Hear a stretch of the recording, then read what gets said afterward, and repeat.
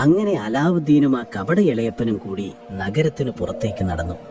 തുടക്കത്തിൽ അതൊരു രസകരമായ യാത്രയായിരുന്നു.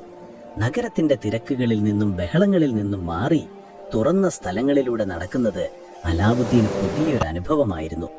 മാന്ത്രികൻ അവനോട് പല നാടുകളെക്കുറിച്ചും അവിടുത്തെ അത്ഭുതങ്ങളെക്കുറിച്ചുമെല്ലാം വാദോരാതെ സംസാരിച്ചു. അലാവുദ്ദീൻ അതെല്ലാം കണ്ണും മിഴിച്ചു കേട്ടിരുന്നു. അവർ നഗരത്തിലെ വലിയ കെട്ടിടങ്ങൾ പിന്നിട്ട് കൃഷിയിടങ്ങളിലൂടെ നടന്നു. വഴിയരികിൽ കണ്ട മനോഹരമായ പൂന്തോട്ടങ്ങളും കൊട്ടാര സമാനമായ വീടുകളും കണ്ട് അലാവുദ്ദീൻ അത്ഭുതപ്പെട്ടു. നമ്മളെത്തുന്ന സ്ഥലത്ത് ഇതിനേക്കാളും മനോഹരമായ കാഴ്ചകളുണ്ട്, മാന്ത്രികൻ അവനോട് പറഞ്ഞു. പക്ഷേ കുറെ ദൂരം നടന്നപ്പോൾ കാഴ്ചകൾക്ക് മാറ്റം വന്നു തുടങ്ങി. പച്ചപ്പും പൂന്തോട്ടങ്ങളും എല്ലാം ഇല്ലാതായി. വഴിയുടെ ഇരുവശത്തും പാറക്കെട്ടുകളും കുന്നുകളും മാത്രമായി. അതൊരു വിജനമായ പ്രദേശമായിരുന്നു. മണിക്കൂറുകളോളം അവർ നടന്നു. അലാവുദ്ദീൻ ക്ഷീണിച്ച അവശനായി. അവന്റെ കാലുകൾ വേദനിക്കാൻ തുടങ്ങി. ഇളയപ്പ, നമ്മൾ എത്താറായോ? എനിക്ക് വിശക്കുന്നു, ദാഹിക്കുന്നു, അവൻ ചോദിച്ചു. പക്ഷെ മാന്ത്രികൻ അതൊന്നും ശ്രദ്ധിച്ചില്ല. കുറച്ചുകൂടി മുന്നോട്ടു പോകാനുണ്ട് എന്ന് മാത്രം പറഞ്ഞ് അയാൾ നടത്തം തുടർന്നു. അലാവുദ്ദീൻ ആദ്യമായി ഒരു സംശയം തോന്നി തുടങ്ങി. എന്തു മനോഹരമായ കാഴ്ച കാണിക്കാനാണ് ഈ വിജനമായ സ്ഥലത്തേക്ക് തന്നെ കൊണ്ടുവന്നിരിക്കുന്നത്? ഒടുവിൽ 2 വലിയ മലകൾക്കിടയിലുള്ള ഒരു സമതലത്തിൽ അവരെത്തി. അവിടെ ആകെയുണ്ടായിരുന്നത് കുറച്ച് ഉണങ്ങിയ പുല്ലുകളും പാറക്കല്ലുകളും മാത്രമായിരുന്നു. ഒരു മനുഷ്യനോ മൃഗമോ ആ പരിസരത്തെങ്ങും ഉണ്ടായിരുന്നില്ല.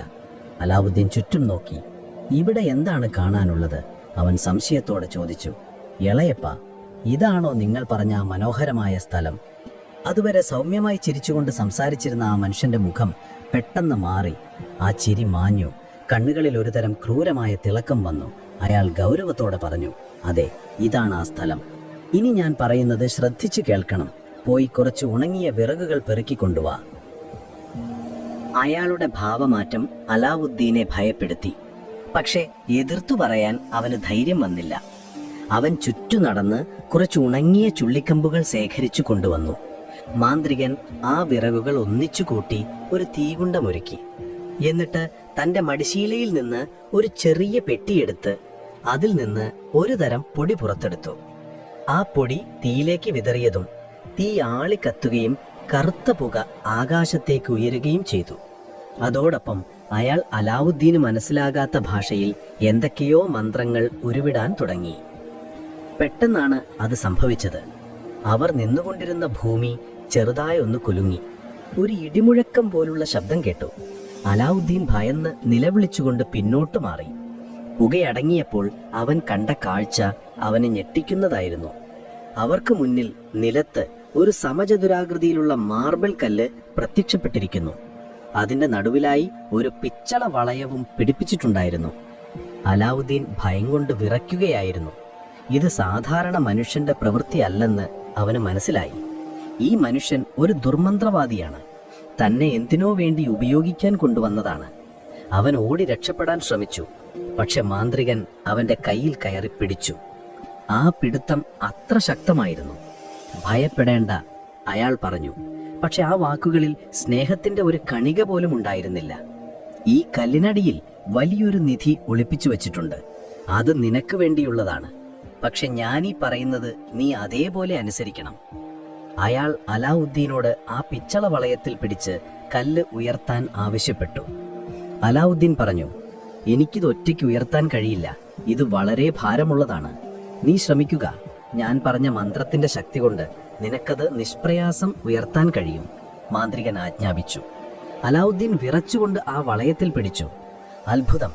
യാതൊരു ഭാരവും തോന്നാതെ ആ കല്ല് ഉയർന്നു പൊങ്ങി. കല്ലിനടിയിലേക്ക് നോക്കിയ അലാവുദ്ദീൻ ഇരുട്ട് നിറഞ്ഞ ഒരു തുരങ്കം കണ്ടു. താഴേക്ക് പോകാനായി കൽപ്പടവുകളും ഉണ്ടായിരുന്നു. മാന്ത്രികൻ അവന്റെ വിരലിൽ ഒരു മോതിരം അണിയിച്ചു കൊടുത്തു. ഇത് നിന്നെ എല്ലാ ആപത്തുകളിൽ നിന്നും രക്ഷിക്കും. ഇനി ഞാൻ പറയുന്നത് ശ്രദ്ധിച്ചു കേൾക്കുക. നീ ഈ പടികളിലൂടെ താഴേക്ക് ഇറങ്ങണം. താഴെ നീ 3 വലിയ ഹാളുകൾ കാണും. അവിടെ നിറയെ സ്വർണവും വെള്ളിയും ഉണ്ടാകും. പക്ഷെ നീ അതിലൊന്നും തൊടരുത്. ആ ഹാളുകളും കടന്ന് മുന്നോട്ട് പോകുമ്പോൾ അതിമനോഹരമായ ഒരു പൂന്തോട്ടത്തിലെത്തും. ആ തോട്ടത്തിലെ മരങ്ങളിൽ കായ്ച്ചു നിൽക്കുന്നത് സാധാരണ പഴങ്ങളല്ല, മറിച്ച് വിലപിടിപ്പുള്ള രത്നങ്ങളാണ്. അതിലും നീ തൊടാൻ പാടില്ല.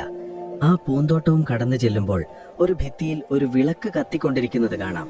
നീ ആ വിളക്കെടുത്ത് അതിലെ എണ്ണ കളഞ്ഞ് ആ വിളക്കുമായി എൻ്റെ അടുത്തേക്ക് വരണം. തിരികെ വരുമ്പോൾ നിനക്ക് ആ തോട്ടത്തിൽ നിന്ന് ഇഷ്ടം പോലെ പഴങ്ങൾ പറിക്കാം. അലാവുദ്ദീൻ ആ ഇരുട്ടിലേക്ക് നോക്കി നിന്നു. അവന്റെ ഹൃദയം പേടികൊണ്ട് പടപടാ ഇടിക്കുന്നുണ്ടായിരുന്നു.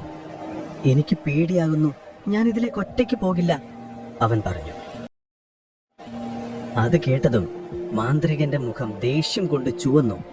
നീ പോകണം, പോകില്ലെങ്കിൽ ഞാൻ ഇപ്പോൾ നിന്നെ ഇവിടെ കൊന്നു കുഴിച്ചു മൂടും, അയാൾ അലറി. ആ ഭീഷണിക്ക് മുന്നിൽ അലാവുദ്ദീന് വഴങ്ങുക അല്ലാതെ മറ്റു മാർഗമില്ലായിരുന്നു. അവൻ ആ പിച്ചള വളയത്തിൽ ഒന്നുകൂടി നോക്കി ധൈര്യം സംഭരിച്ച് പതുക്കെ പടികൾ ഇറങ്ങി തുടങ്ങി. പടികൾ ഇറങ്ങി ചെല്ലുമ്പോൾ തണുത്ത പഴകിയ ഒരു ഗന്ധം അവന്റെ മൂക്കിലേക്ക് അടിച്ചു കയറി. താഴെ എത്തിയപ്പോൾ അവൻ ആദ്യത്തെ ഹാളിലേക്ക് കാലെടുത്തു വെച്ചു. ആ കാഴ്ച കണ്ട് അവന്റെ കണ്ണുകൾ അവിശ്വസനീയത്തിലൂടെ വിടർന്നു. സ്വർണവും വെള്ളിയും കുന്നുകൂട്ടിയിട്ടിരിക്കുന്നു. സ്വർണ നാണയങ്ങൾ, സ്വർണക്കട്ടികൾ, വെട്ടിത്തിളങ്ങുന്ന പാത്രങ്ങൾ, രത്നങ്ങൾ പതിച്ച ആഭരണങ്ങൾ. ജീവിതത്തിൽ ഇത്രയും വലിയ സമ്പത്ത് അവൻ കണ്ടിട്ടില്ല. ഒരു നിമിഷം അവൻ എല്ലാം മറന്ന് അതിലൊന്നെടുക്കാൻ കൈനീട്ടിയതാണ്. പക്ഷേ മാന്ത്രികന്റെ മുന്നറിയിപ്പ് ഓർത്തപ്പോൾ അവൻ സ്വയം നിയന്ത്രിച്ചു. അവൻ രണ്ടാമത്തെയും മൂന്നാമത്തെയും ഹാളുകളിലൂടെ നടന്നു. അവിടെയും ഇതേ കാഴ്ച തന്നെയായിരുന്നു, സമ്പത്തിന്റെ ഒരു മഹാസമുദ്രം. അതൊന്നും ശ്രദ്ധിക്കാതെ മാന്ത്രികൻ പറഞ്ഞതുപോലെ അവൻ നേരെ മുന്നോട്ട് നടന്നു. ആ ഹാളുകൾ കടന്നപ്പോൾ അവൻ പ്രവേശിച്ചത് അതിമനോഹരമായ ഒരു പൂന്തോട്ടത്തിലേക്കാണ്. അവിടുത്തെ മരങ്ങൾ അത്ഭുതകരമായിരുന്നു. ഇലകൾക്ക് പകരം മരതകവും പഴങ്ങൾക്ക് പകരം വജ്രവും മാണിക്യവും പുഷ്യരാഗവും പോലുള്ള രത്നങ്ങളുമായിരുന്നു ആ മരങ്ങളിൽ കായ്ച്ചു നിന്നിരുന്നത്. അവയുടെ തിളക്കം കൊണ്ട് ആ പൂന്തോട്ടം മുഴുവൻ പ്രകാശപൂരിതമായിരുന്നു. അലാവുദ്ദീൻ ഒരു നിമിഷം അവിടെ നിന്നുപോയി. ഇതൊരു സ്വപ്നമാണോ എന്നവൻ സംശയിച്ചു.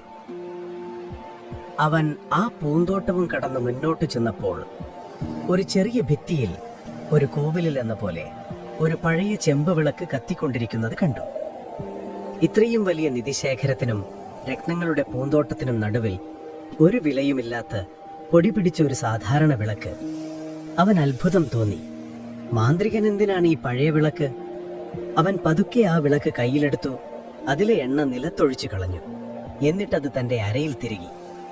ഇനി തിരിച്ചു പോകുമ്പോൾ ആ രത്നപ്പഴങ്ങൾ പറിക്കാമല്ലോ എന്നോർത്തപ്പോൾ അവന് സന്തോഷമായി. അവൻ തിരികെ പൂന്തോട്ടത്തിലേക്ക് നടന്നു. കണ്ണിൽ കണ്ട പഴങ്ങളെല്ലാം അവൻ പറിച്ചെടുത്ത് തന്റെ വസ്ത്രത്തിന്റെ കീശകളിലും മടിയിലും നിറച്ചു.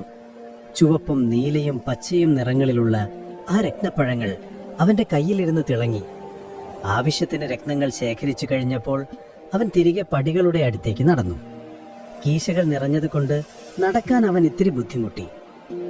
പടികളുടെ അടുത്തെത്തിയ അവൻ മുകളിലേക്ക് വിളിച്ചു പറഞ്ഞു, ഇളയപ്പാ, ഞാൻ വിളക്ക് കൊണ്ടുവന്നിട്ടുണ്ട്, എന്നെ മുകളിലേക്ക് കയറ്റാൻ സഹായിക്കൂ. ആദ്യം ആ വിളക്ക് ഇങ്ങോട്ട് താ, മാന്ത്രികൻ മുകളിൽ നിന്ന് അലറി. അലാവുദ്ദീൻ ആ കല്ലിന്റെ മുകളിലേക്ക് ഒറ്റയ്ക്ക് കയറാൻ പ്രയാസമായിരുന്നു. എന്നെ ആദ്യം പിടിച്ചു കയറ്റൂ, എന്നിട്ട് ഞാൻ വിളക്ക് തരാം, അവൻ തിരിച്ചു പറഞ്ഞു. ഇത് കേട്ടതും മാന്ത്രികന് ദേഷ്യം സഹിക്കാൻ കഴിഞ്ഞില്ല. അലാവുദ്ദീൻ വിളക്ക് തരാതെ തന്നെ ചതിക്കാനാണ് ഭാവമെന്ന് അയാൾ കരുതി. ഇനി അവനെ കൊണ്ട് തനിക്കൊരു ഉപകാരവും ഇല്ലെന്ന് അയാൾക്ക് തോന്നി. അയാൾ വീണ്ടും എന്തൊക്കെയോ മന്ത്രങ്ങൾ ഉരുവിട്ടു.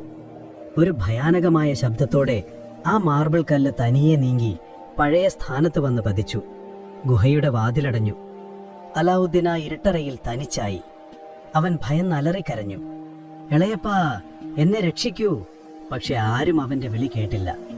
താൻ ചതിക്കപ്പെട്ടു എന്ന് അവന് പൂർണ്ണമായി മനസ്സിലായി. മരണത്തെ മുഖാമുഖം കണ്ടുകൊണ്ട് ആ ഇരുട്ടറയിൽ എന്ത് ചെയ്യണമെന്നറിയാതെ അവൻ തളർന്നിരുന്നു.